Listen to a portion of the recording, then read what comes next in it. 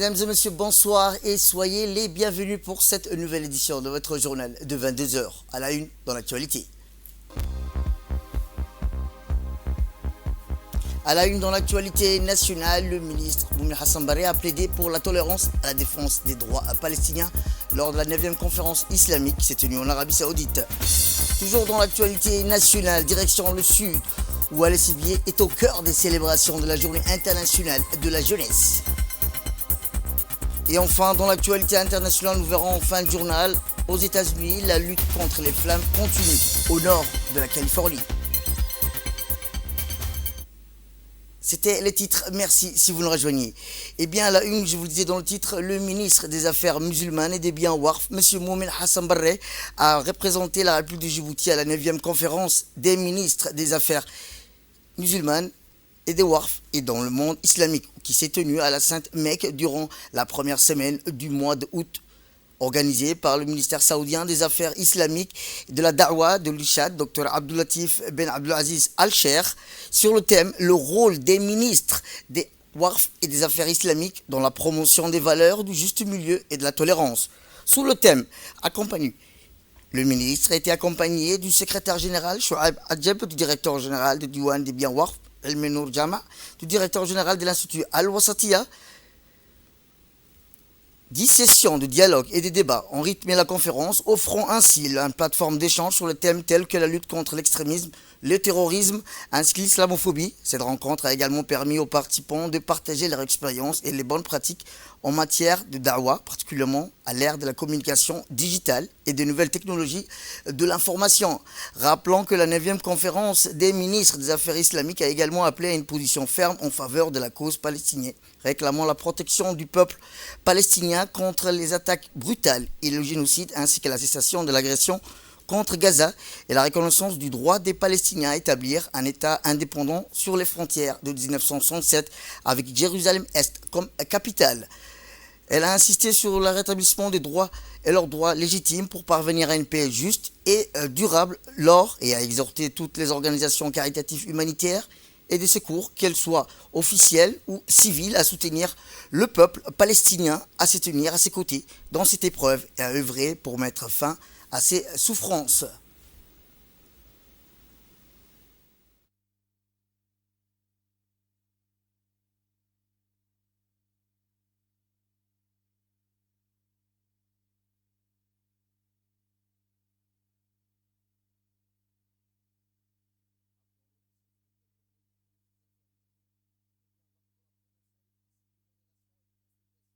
Des valeurs de tolérance qui cite également et événement la participation des ministres, des muftis et des présidents des conseils islamiques de plus de 62 pays.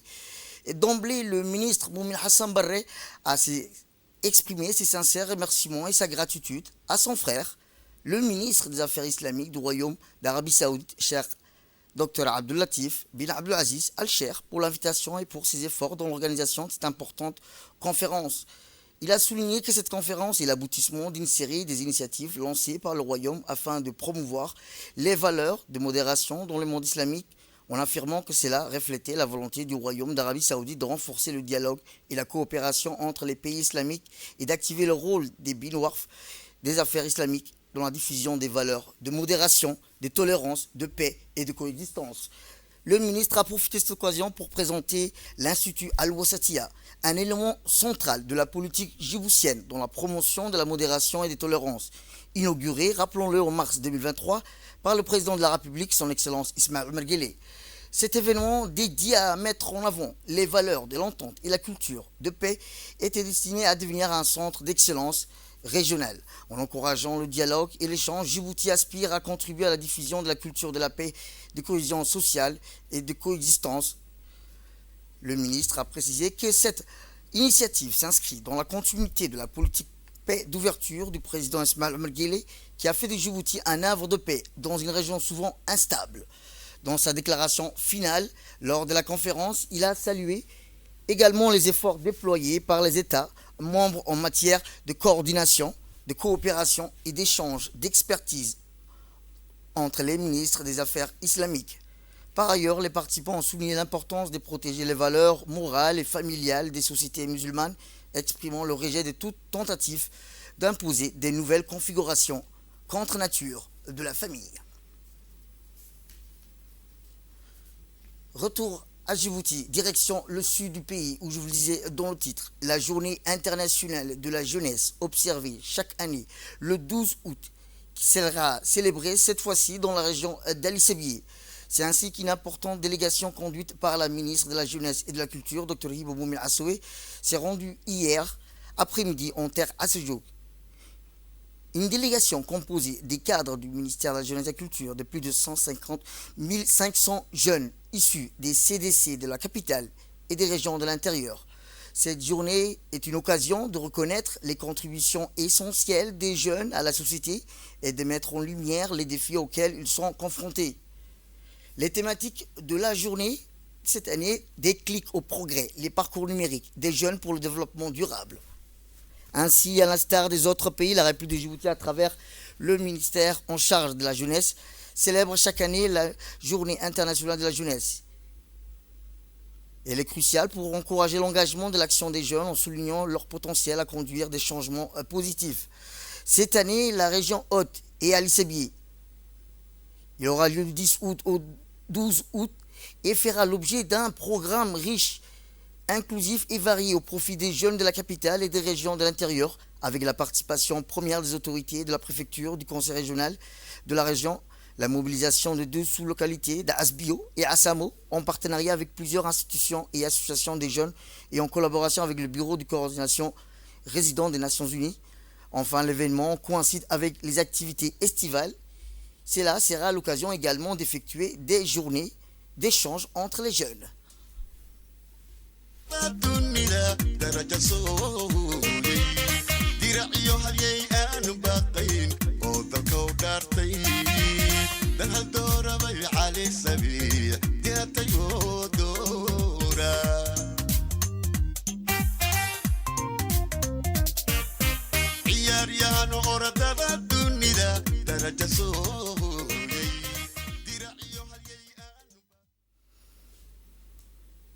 Écoutons le préfet. La région d'Ali Sébié et les Assas Djog et les Bani Djog, comme elle disait tout à l'heure, sont ravis d'accueillir la jeunesse djiboutienne où qu'ils se trouvent. Parce que ça permettra à la fois, favorisera l'intégration, les échanges, comme elle a dit, et ça permettra aussi à notre jeunesse qui vont assurer l'avenir de ces pays de s'inculquer davantage, de connaître que partout où ils sont chez eux. Donc vous voyez aujourd'hui, non seulement il y a les jeunes qui étaient là, présents, les responsables qui étaient là, mais également l'accueil est venu du ciel aussi, parce que tout d'un coup, il est devenu clément, le ciel est devenu clément, et ça montre qu'on a cette volonté de faire quelque chose pour notre pays.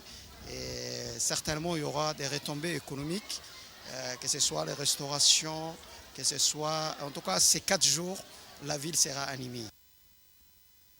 Eh bien, depuis 2021, le ministère accorde surtout et aussi une attention particulière à la politique de déconcentration et décentralisation en délocalisant l'événement dans les régions de l'intérieur. En 2022, l'événement a eu lieu à Dikil, en 2023 à Tadjoura et aujourd'hui, c'est à Ali Sébié. Écoutons la ministre.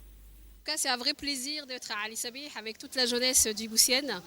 On peut dire aujourd'hui, la jeunesse de Djibouti a rendez-vous à Ali Sébié. Donc nous remercions de prime abord la région de nous accueillir. Merci monsieur le préfet, merci au conseil régional, aux honorables députés et à toutes ces grandes personnalités d'Ali Sébié. Donc c'est un plaisir, nous délocalisons régulièrement cette journée, qui est donc la journée internationale. C'est une journée qui a été décidée par les jeunes mêmes. Et donc on a préféré passer 4-5 jours, je dirais, à Ali Sébié pour pouvoir faire plusieurs activités, associer les occupations estivales à but ludique, éducatif, de rencontres, d'échanges, de loisirs, mais surtout aussi des réflexions. La thématique, c'est le numérique. Ce séjour va être un séjour passerelle pour l'unité, l'union, ô combien importante pour le président de la République, que la jeunesse puisse être ensemble, réfléchir ensemble, passer de bons moments, échanger entre nord et sud, mais aussi réfléchir, parce que les décideurs politiques que nous sommes ont toujours besoin d'avoir les avis et les opinions de nos jeunes. Je pense qu'il y aura plusieurs activités, nous espérons que ça se passera très bien. Et c'est un séjour qui est on peut dire à peu près à 100% inclusif, puisque toute la population, dans toutes ces catégories d'Ali Sabieh, va être mobilisée, aussi bien les commerçants, les hôtels, tout le monde, donc va pouvoir bénéficier de ce séjour des jeunes. Et surtout, ce qui est important, c'est cette passerelle aussi entre la culture et la jeunesse, la passerelle entre la préservation de l'environnement et celle que je préfère de loin, qui est la passerelle intergénérationnelle. On est dans une région où il y a beaucoup de doyens, beaucoup de sages, et d'ailleurs la maison qu'on va ouvrir est vraiment très symbolique. On est très attaché à cette transmission intergénérationnelle. Les jeunes sont là, ils sont une force de proposition, une force de développement, mais sans la culture, sans nos doyens, sans la sage, je peux dire, et les leçons qu'ils transmettent, on ne pourra pas atteindre ce qu'on appelle le développement durable. Direction Assamo, où les festivités commémorant la journée internationale de la jeunesse se poursuivent dans la région d'Ali Sabieh. Ainsi, dès leur arrivée, les centaines des jeunes issus de la capitale et des régions de l'intérieur ont entamé leur périple dans les localités de la région Assejouk avec la localité d'Assamo, accompagnés des cadres du ministère de la Jeunesse, de la Culture et de leurs encadreurs respectifs. Les jeunes ont pu admirer les merveilles naturelles qu'offre Assamo. Un accueil des plus chaleureux leur a été réservé et une ambiance des grands jours était au rendez-vous. C'est sous un ciel clément que cette importante délégation a pu visiter les jardins verdoyants de la localité de Assamo. Sur place, ces jeunes, pleins d'énergie et gonflés à bloc, n'ont pas caché leur admiration face à cette nature, grandeur nature, et généreuse. À l'issue de cette visite, un déjeuner spécial a été offert à la forte délégation qui aura marqué de son empreinte et pour très longtemps les habitants d'Assamo considérés comme étant le grenier de la région et du pays en général.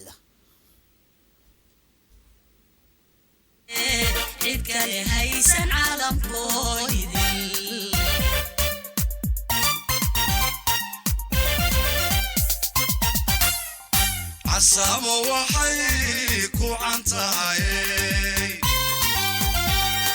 cadarin iyo cimilo roobaad cadceedda caafimaad kale carrada iyo ciidda. Eh bien, écoutons ces quelques réactions recueillies par notre équipe lors de la journée internationale de la jeunesse qui s'est tenue dans la région du Sud à Ali Sabieh. Je suis partie de la partie CDC de police nationale. Donc je suis très contente de venir à Assamo. C'est la première fois que je viens avec mes collègues et tout. Et j'ai bien fêté ici, alhamdoulilah. Ça s'est bien passé. Je remercie à la ministre de Madame Hibo. Inch'Allah, khair. Une jeune fille de Tajoura, on est venu à Ali Sabieh pour fêter la journée mondiale de la jeunesse. Et aujourd'hui, on se retrouve au Assamo pour visiter les endroits, le jardin, tout ça. Et il y a beaucoup des endroits à visiter. Et j'espère que ça va bien dérouler. Et à mon nom personnel et au nom des filles et des garçons de Tajoura, nous tenons à remercier Dr Hibo. Je représente le centre de développement communautaire à savoir Cartilé. Et aujourd'hui, c'est un jour vraiment très spécial pour nous, à savoir en ce qui concerne la visite de notre région Ali Sabieh. On est tous ici présents. Et on est tous fiers d'avoir vu toutes les jeunes de la République. Je suis plutôt une volontaire de la ministère de la Jeunesse. Je suis là pour aider les gens, à leur guider, à leur cadrer. J'ai fait également aussi la distribution d'eau, de la nourriture, des nattes. Continuera plutôt le travail jusqu'au 12. Et dans notre magazine ce soir, l'inauguration de la ferme hydroponique du plateau du Daï marque une étape majeure dans le développement agricole local.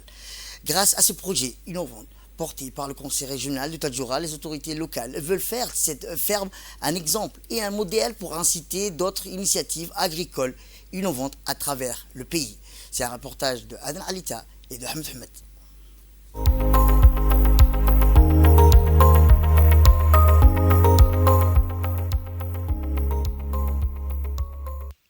Nous sommes ici au cœur de la ferme hydroponique du Daï. Nous sommes ici donc aujourd'hui pour constater l'état d'avancement, l'évolution et la transformation de cette ferme hydroponique. Rappelons que cette ferme a été inaugurée par le président de la République le 25 janvier 2024.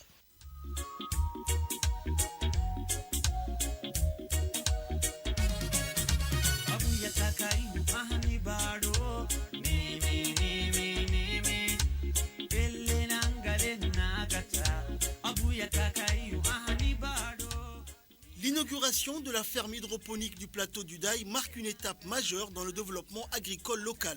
Grâce à ce projet innovant porté par le conseil régional de Tadjoura, les autorités locales veulent faire de cette ferme un exemple et un modèle pour inciter à d'autres initiatives agricoles innovantes à travers le pays.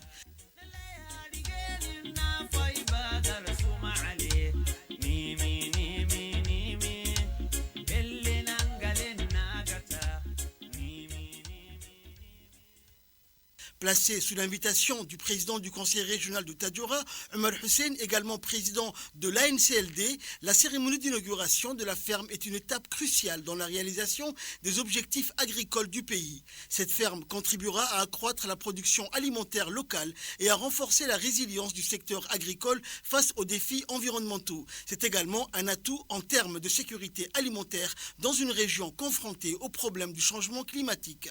Le président de la République, Ismaël Omar Guelleh, a officiellement inauguré cette ferme. Sa présence à cette cérémonie témoignant de l'importance stratégique accordée à ce projet novateur grâce à l'utilisation de la technologie hydroponique. Celle-ci permet la culture de plantes hors sol et offre des avantages significatifs en termes d'utilisation efficace de l'eau et de maximisation des rendements agricoles.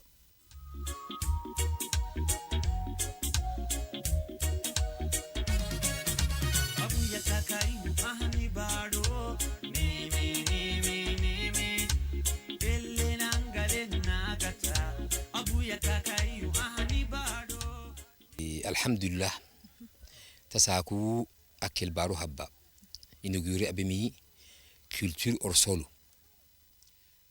Le président du conseil régional de Tadjoura, Omar Hussein, qui plus est le maître d'ouvrage du projet, résolu à relever les défis de l'autosuffisance alimentaire dans la région, conclut sur ce sujet d'un ton confiant et rassuré en déclarant que l'ambition du conseil régional de Tadjoura est de faire de la ferme hydroponique agropastorale du Daï le grenier de la région.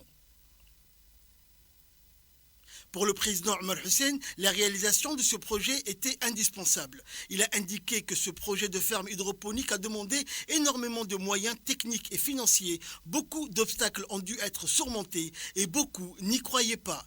Mais la persévérance du conseil régional et le soutien indéfectible du chef de l'État ont fait que ce projet voit enfin le jour. Le président Omar Hussein a remercié tous les partenaires techniques et financiers grâce à qui ce projet a pu être réalisé. Il a souligné que ce genre d'initiative sera dupliqué dans toute la région de Tadjoura et dans un futur proche dans le reste du pays.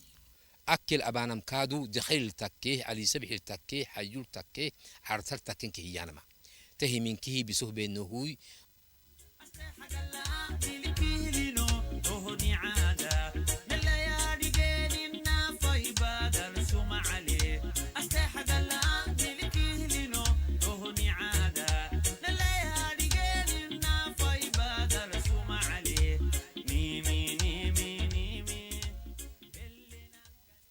Par ailleurs, pour illustrer l'importance que revêt à ses yeux ces techniques agricoles innovantes, le président de la République, Ismaël Omar Guelleh, dans une interview accordée à la RTD, a déclaré que le système de culture hydroponique est un moyen efficace pour le développement de l'agriculture et de l'élevage dans notre pays, afin d'assurer la sécurité alimentaire pour lutter contre la pauvreté. Mais il importe de veiller sur le suivi pour que ce système puisse produire tous ses effets au profit de la population. reer guuraa iyo beeraley sida la isku gelinayo iyo cilmi doonaysaba cilmi gooni ah ee doonaysa. Dans son interview, le chef de l'État a indiqué que l'agropastoralisme est un secteur qui demandait énormément de travail, de persévérance et des moyens financiers, mais également une main-d'œuvre qualifiée et compétente. L'avantage de ce genre d'initiative est de permettre à la population de lutter contre la faim et la pauvreté. Aujourd'hui, a-t-il indiqué, nous avons la preuve que, en nous y mettant tous, nous pouvons assurer notre propre sécurité alimentaire. tilmaan waxa la natusayo inay ka bixi karayaan wax walba wadhaqan waa astaan aynu leenaho lama oodi karo afku waa tilmaan ino gaaraho laynagu ogyahay. Le système de culture des plantes hors sol utilise moins d'eau, indépendamment de la qualité du sol et des conditions climatiques. La superficie de la ferme hydroponique agropastorale du Daï est de 7400 m² avec un système d'irrigation d'eau dite de goutte à goutte. Plusieurs variétés de fruits et légumes poussent dans cette ferme, notamment des tomates, concombres, courgettes, poivrons, fraises, melons, pastèques, etc. La production annuelle de cette ferme hydroponique est estimée à plus de 180 tonnes. Sur place, notre équipe de reportage a également recueilli les impressions d'un des responsables en charge de cette ferme hydroponique, Mohamed Abdallah. Cette technique permet de contrôler précisément l'environnement de croissance en optimisant la nutrition et la croissance des plantes. Nous avons ici 10 serres de 240 m² pour un total de 2400 m². Nous y cultivons tous les légumes que les Djiboutiens pensaient impossible de cultiver à Djibouti. Nous avons aussi un espace de 7000 m² pour la culture conventionnelle sur le sol. Suivons à présent les explications de l'expert agronome kényan Félix Odiambo. And here in Dai, Tajura region, we have a project. Ici, au Daï, nous avons mis en place un projet pilote de ferme hydroponique. Plusieurs variétés de fruits et légumes sont plantées ici. Et notre objectif est que les habitants de cette région aient des produits frais sur leur table. Nous avons également comme objectif de reproduire ce schéma dans les autres régions du pays et pourquoi pas un jour exporter les produits made in Djibouti vers l'étranger. Out of the country to the other parts of the world. Ce projet est réalisé avec le concours financier de l'Union européenne, octroyé dans le cadre du projet ADIL exécuté par Expertise France. La ferme hydroponique agropastorale du Daï servira de centre de formation pour les agriculteurs et les éleveurs locaux. L'objectif étant de renforcer les compétences des producteurs et éleveurs locaux ainsi que les populations en vue de les enseigner les techniques et technologies de production. Le périmètre agropastoral comprend également une chèvrerie moderne de 34 m² composée de 15 chèvres et un bouc, mettant en œuvre des méthodes contemporaines pour assurer le bien-être des animaux et optimiser leur productivité.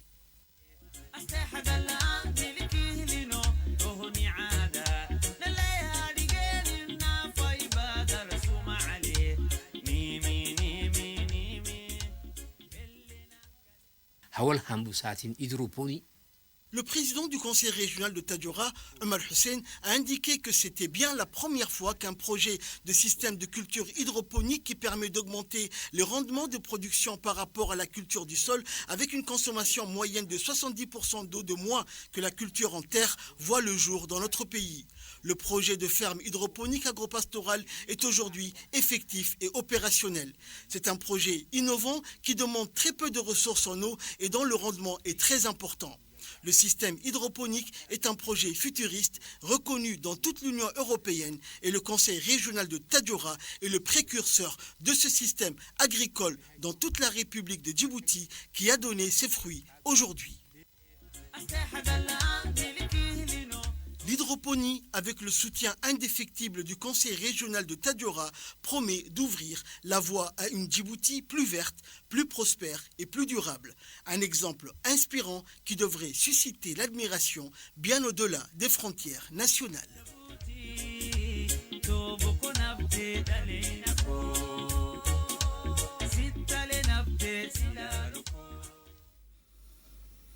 Direction le nord du pays où sous l'égide du secrétariat d'État chargé des sports, la sous-direction régionale de Tadjoura a clôturé les activités sportives estivales par une cérémonie grandiose sur la plage de Fia.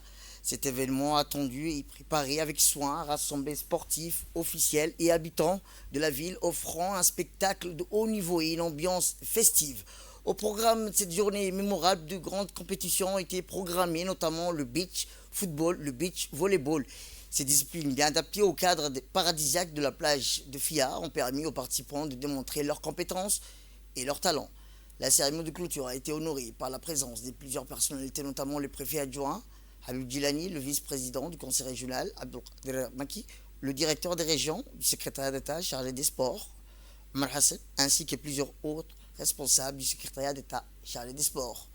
La journée s'est conclue par une cérémonie de remise des trophées, un moment fort attendu par tous les participants. Les vainqueurs des compétitions de beach football, beach volleyball ont été récompensés, honorés devant leur public.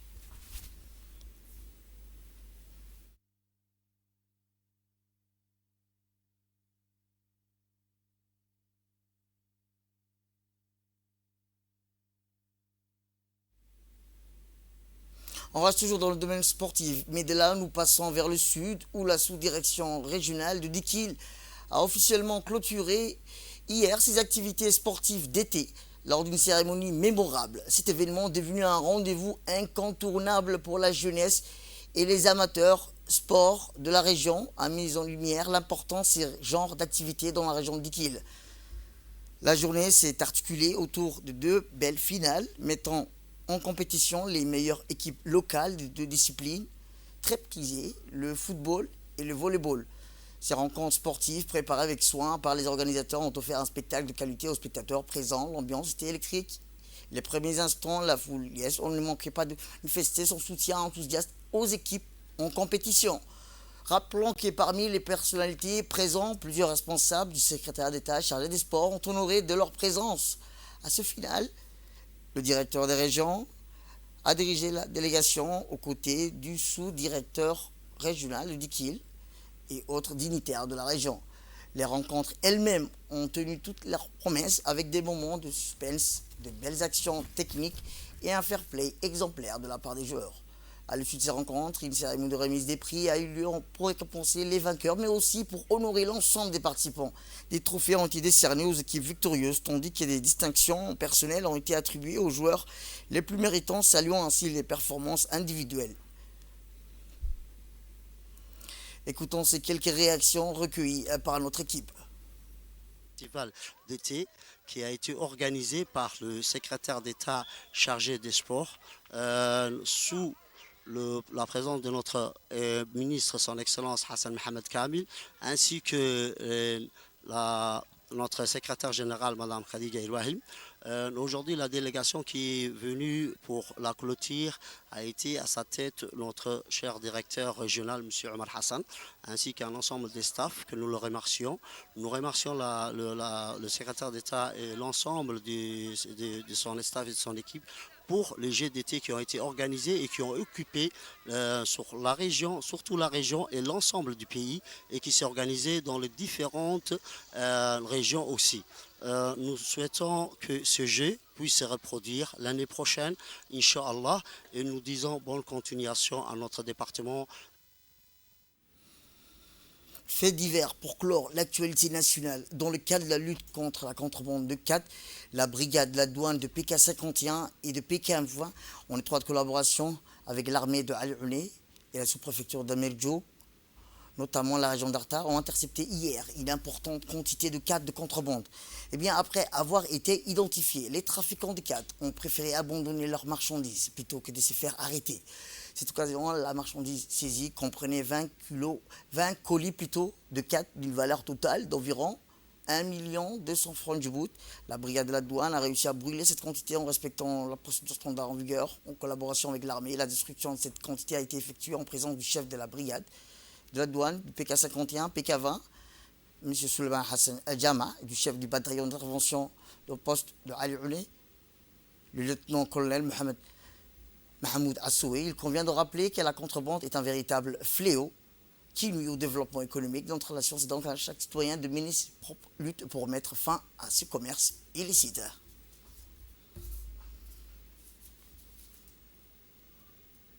Et dans l'actualité internationale, en bref et en images, l'armée israélienne a tué au moins 60 Palestiniens au cours des dernières 24 heures, alors que les dirigeants du Qatar, de l'Égypte, des États-Unis ont appelé à reprendre des pourparlers urgents d'ici le 15 août prochain. Au cours des dernières 24 heures, l'armée israélienne a tué au moins de 60 Palestiniens et en a blessé des centaines dans différentes parties de la bande de Gaza assiégée. Mahmoud Bassal, porte-parole de l'unité de défense civile à Gaza, a indiqué qu'un Palestinien avait été tué dans le bombardement par l'armée israélienne de la maison d'appartenant à la famille de Rayyan dans le nord de la bande de Gaza. Et je vous disais dans le titre, dans le nord de la Californie, les sapeurs-pompiers luttent contre le Park Fire, ce gigantesque incendie qui fait rage depuis plusieurs semaines près de la ville de Chico, dans la vallée du Sacramento. Après un temps d'accalmie, le brasier est reparti de plus belle avec des fortes chaleurs estivales que reconnaît la région. Il s'agit là du 4e incendie le plus important de l'histoire du Golden State, qui a déjà ravagé au moins 1676 km². Il n'est pour l'instant contenu qu'à peine 34% et aucune victime n'est encore à déplorer. Mais le feu a gagné jusqu'à 53 km², principalement en une douzaine d'heures. Les soldats du feu n'ont pour instruction de veiller à la sécurité et à faire attention au comportement extrême du feu, notamment à l'intensité et à la rapidité des flammes. Et au Japon, et ce séisme de la magnitude 7,1 à l'échelle de Richter qui a secoué le Japon, eh bien les autorités nippones ont émis un avis de tsunami pour la province de Miyazaki. Pour l'heure, aucun bilan immédiat des victimes ou des blessés n'a été communiqué. Un fort séisme a secoué le Japon hier, déclenchant une alerte tsunami et en faisant un bilan provisoire de plusieurs blessés. Selon l'Institut d'études géologiques des États-Unis, le séisme, qui avait une magnitude 7,1 degrés sur l'échelle de Richter, a secoué la province de Miyazaki au sud-ouest de l'île de Honshu. C'est la fin de cette édition. Merci à vous de nous avoir suivis. Restez avec nous pour la suite de notre programme télévisé. Le programme continue sur Télé Djibouti. Restez avec nous.